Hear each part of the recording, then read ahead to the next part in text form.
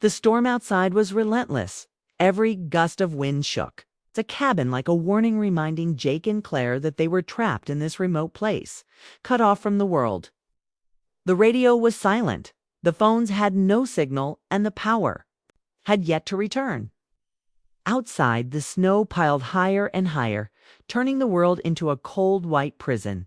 Inside, the small cabin felt both comforting and suffocating. Jake sat by the fire, wrapped in a blanket Claire had draped over his shoulders. The flickering flames painted dancing shadows on the walls. But the warmth wasn't just from the fire. It was from Claire sitting beside him, close enough to feel the gentle rhythm of her breath. Neither of them spoke at first. The quiet between them was thick, filled with everything they wanted to say but didn't dare.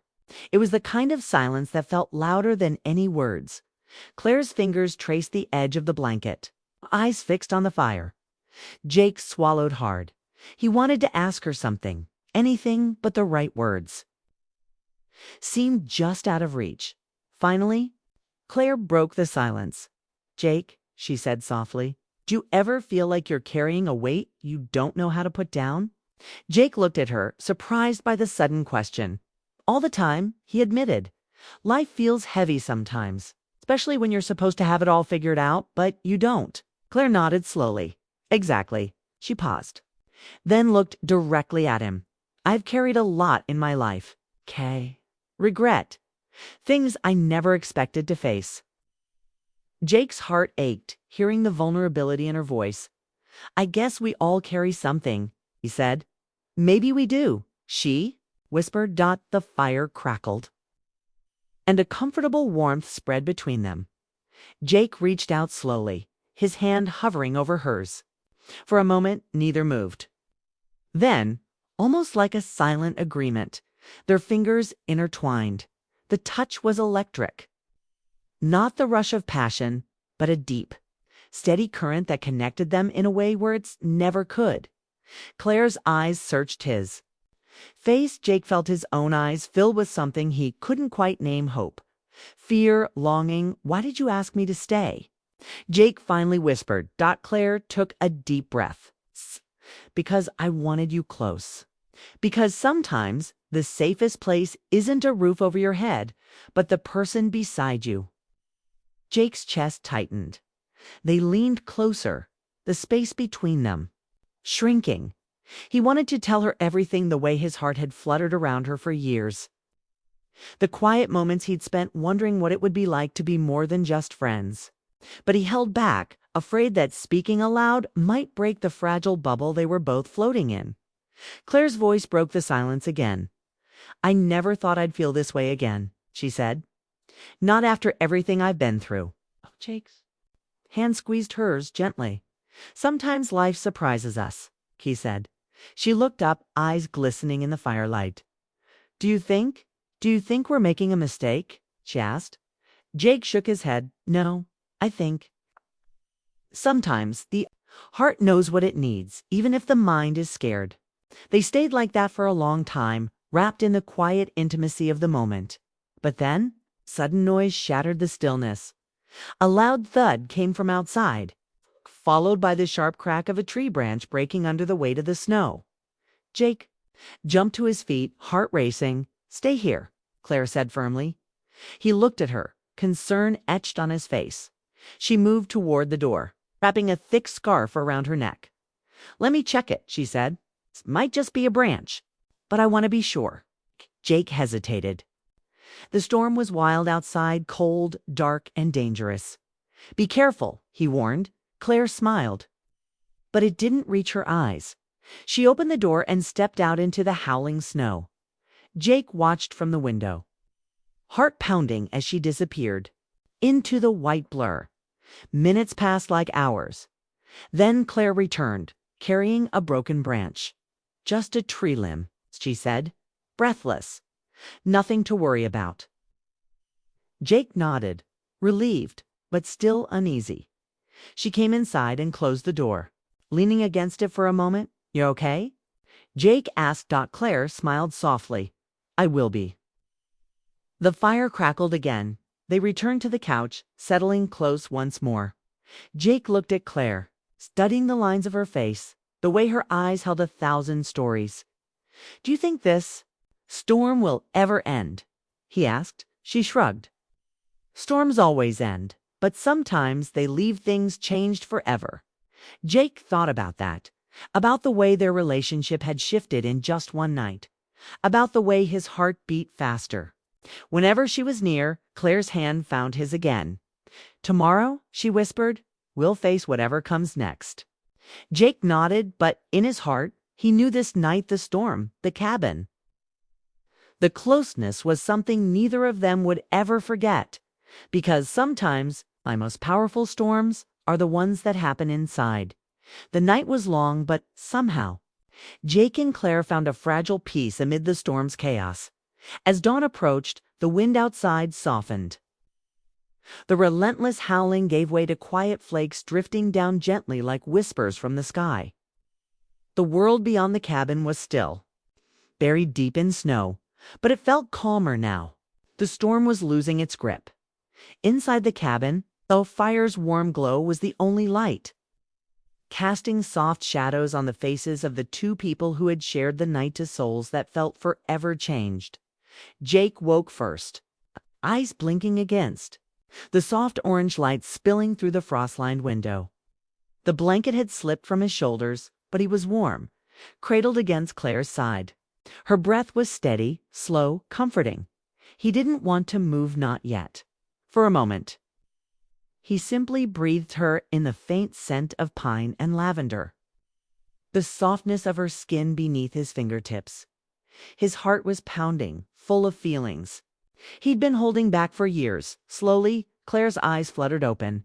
She looked at Jake with a mixture of something deep and tender, something he had only just begun to understand. "Morning," she whispered. "Morning," Jake replied, voice still rough from sleep. They lay there for a while, words unnecessary, outside. The snow continued to fall lightly, the storm now a gentle memory. Eventually, Claire shifted, sitting up and pulling the blanket tighter around her. Jake followed, stretching and rubbing the sleep from his eyes. "I can't believe we made it." Through that, he said softly. Claire smiled, a tired but genuine smile. "We did, together." There was a pause, a beat, filled with all the things they hadn't said. Jake looked at Claire, searching her face. "Last night, I don't want it to be just a moment. I want to understand what this is." Claire's eyes met his, steady and honest. "It's complicated," she admitted, "but I feel it too. Something real." They talked, then really talked for the first time, about fears and hopes, about the future and the past, about the loneliness they'd both carried and the unexpected warmth they'd found in each other. Claire reached for Jake's hand. "I don't know where this will lead," she said, "but I want to try with you." Jake's heart soared. "Me too," he said. The snow had stopped outside, but the world was still white and quiet. They knew they couldn't stay in the cabin forever. Tyler needed Jake, and Claire had responsibilities waiting. But for this moment, everything felt suspended in time. Claire stood, moving to the window. "Look at this," she said softly. Jake joined her, gazing out at the untouched snow covering the world like a blanket of possibility. "It's beautiful," said. "It's a new beginning," Claire replied. Jake took a deep breath. "I don't want to lose this, sus," he said. Claire turned to him, eyes shining. "Neither do I." They stayed by the window, hand in hand, watching as the first light of day spread across the mountain. Outside, the world was waking up after the storm. Inside, two hearts were beginning something new, fragile, hopeful, and real. Jake and Claire knew the road ahead wouldn't be easy. There would be challenges, questions, and moments of doubt, but whatever came next, they would face it together. Because sometimes love is like a storm, wild and unpredictable, but after the darkest night, there is always dawn. And in that dawn, everything changes. The end. It all started as a simple weekend plan. Nothing dramatic, nothing intense. Just a getaway to the mountains, some snow, some laughs, maybe a few late-night movies. Jake, a 22-year-old college student, had been looking forward to it all week. It was supposed to be him, his best friend Tyler, and Tyler's mom, Claire. The three of them had gone up to Lake Emerald before plenty of times. Actually, it was tradition by now. Just a small log cabin surrounded by trees and snow with no internet, no distractions, peaceful, familiar. But this time, something was different. The trip began with a surprise. Tyler called Jake early that Saturday morning, his voice groggy and strained. "Dude, I think I'm dying," Tyler said, coughing into the phone. "I've been up all night. I don't think I can make it. Food poisoning." Jake asked, "Maybe, or the flu. I don't know. But Mom still wants to go. You should ride up with her. She doesn't like going alone." Jake paused. Claire had always been nice to him, warm, open, the kind of woman who made you feel safe, just being in the same room. But a weekend in a cabin, alone, with his best friend's mom. Tyler seemed to read his hesitation. "Don't overthink it. It's just one night. You two get along great anyway. And I swear I won't be mad if you eat all the marshmallows." Jake laughed. "All right, fine. I'll go." Claire picked him up an hour later in her silver SUV. She greeted him with a soft smile, her light brown hair tucked under a knit beanie, and a thermos of coffee waiting in the Q folder for him just the way he liked it, with a little cinnamon. "Morning, Jake," she said. "Sorry Tyler bailed on us. You okay going up there, just the two of us?" "Yeah," he said, trying to sound casual. Kind of excited, actually. He didn't say it out loud, but something about being with Claire alone had always stirred.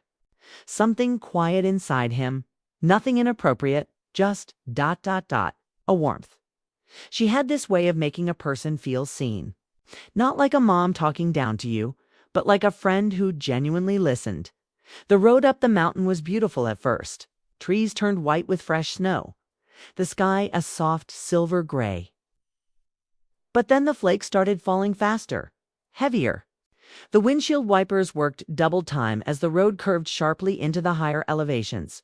Claire narrowed her eyes, gripping the wheel a little tighter. "This storm's moving in quicker than the forecast said," she murmured. Jake glanced at his phone. No signal. "Should we turn around?" he asked. Claire shook her head. "We're almost there. It's safer to keep going than to stop in the middle of nowhere." By the time they pulled into the cabin's driveway, the snow was already ankle-deep.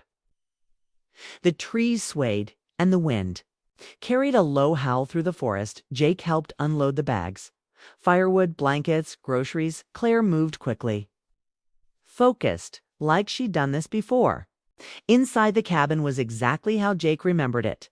Cozy, worn leather couches, a big stone fireplace, and the faint smell of pine from candles tucked on every shelf. They got the fire going, unpacked the food, and turned on the old radio that sat by the kitchen window. Music played softly as the snowstorm outside built into something wild. Claire stood near the window, watching the trees sway hard against the wind. Jake joined her. "I've never seen it this bad up here," he said. She nodded slowly. "Me neither." Suddenly, the music on the radio cut out, replaced by a harsh, buzzing tone. An emergency alert. Attention. A severe snowstorm has made all mountain roads impassable. Travel is not advised. Emergency crews are on standby, but access to higher elevation roads is currently suspended. Please remain indoors until further notice. Silence. Claire turned to Jake, her expression unreadable. "We're stuck." Jake felt his stomach drop. Outside, the snow had turned from soft and beautiful to relentless and dangerous. It was only mid-afternoon, but the sky looked like dusk. Visibility was near zero. They spent the next hour checking supplies, lighting extra candles, and charging their phones, though there was still no service. Jake tried to shake the sense of growing tension. He wasn't afraid exactly, but something about the storm and being alone here with Claire, it's made everything feel a little more real, a little heavier. They sat near the fire, wrapped in blankets, sipping cocoa. Claire leaned back on the couch, her eyes reflecting the flames. "You okay?" Jake asked. She smiled, but there was something tired in it. I'm fine. It's just thinking. About what? She looked at him for a moment, then back at the fire. Sometimes I forget how easy it is to feel alone, even when someone's sitting right next to you. Jake didn't know how to respond to that. He wanted to tell her she wasn't alone, that he was here, that he didn't mind being here with her actually. He kind of liked it. But instead, he just sat there, letting the silence stretch. The wind outside grew louder. Claire pulled the blanket tighter around herself and said, almost in a whisper, you should stay close. It's too dangerous, Jake. Stay. Jake looked over at her, heart pounding for reasons he couldn't quite explain. The way she said it, it wasn't just about the weather. And for the first time in a long while, Jake felt something shift between them. The snowstorm wasn't the only thing he had to weather tonight. The storm was no longer just outside the cabin. It had settled inside, wrapping around Jake and Claire like an invisible electric thread that neither could see but both felt deeply. The power had gone out about an hour after the emergency alert. One moment the soft glow from the ceiling light filled the cabin. The next, darkness swallowed the room like a heavy curtain. Jake's fingers fumbled for the lantern, a small brass thing Claire pulled from a shelf. Its warm, steady flame was the only light in the room. Claire lit candles and placed them carefully on tables. The flickering flames made the shadows dance on the wooden walls. The fire in the hearth crackled and hissed, filling the room with a comforting warmth that pushed back the cold in the dark. Jake wrapped himself in one of the thick blankets Claire had brought, the soft wool scratching slightly against his skin. He watched Claire as she moved around the cabin with quiet, deliberate care, checking windows, tightening locks, smoothing out the edges of the blankets on the couch. She was calm. But Jake noticed the way her jaw tightened every time the wind screamed outside. The storm wasn't just weather anymore. It was a force they couldn't control, a reminder of how fragile safety could be. Sitting by the fire, Jake felt the distance between them slowly close. They had been acquaintances for years. He knew Tyler's mom, sure, but now, alone here in this cabin, everything felt more personal.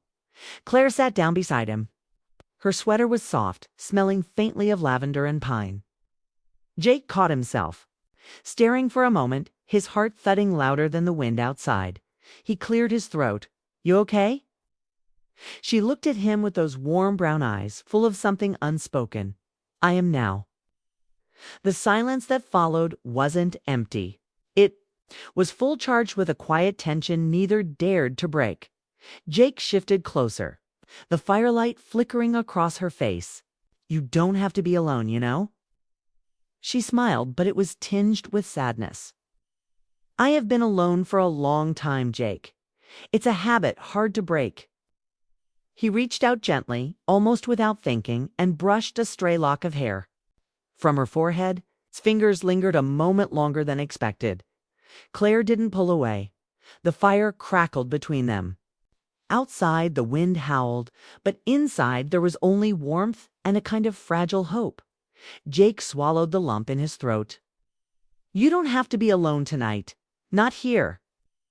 Claire's eyes dropped to his hand on her cheek, then back up to his eyes. She took a breath and said quietly, You remind me of someone I knew a long time ago. Someone I thought I had lost forever. Jake's heart clenched. Who? He asked, voice barely above a whisper. A boy, she said. Younger than me, full of life and dreams.